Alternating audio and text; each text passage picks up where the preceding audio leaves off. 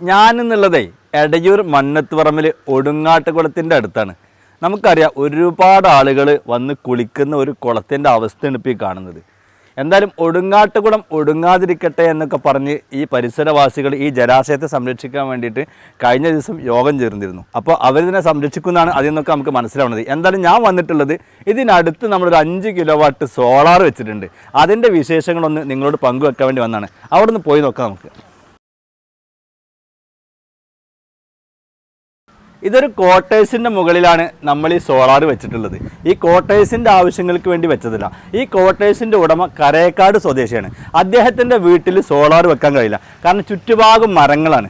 മരങ്ങളുള്ളിടത്ത് solar വെച്ച് കഴിഞ്ഞാൽ എന്ത് ചെയ്യില്ല, പ്രൊഡക്ഷൻ കിട്ടില്ല. അപ്പോൾ വീട്ടിലെ ബില്ല് മൈനസ് ചെയ്യാൻ വേണ്ടിയിട്ട് ഈ ക്വാർട്ടേഴ്സിൻ്റെ മുകളിൽ നമ്മൾ സോളാർ വെച്ചു.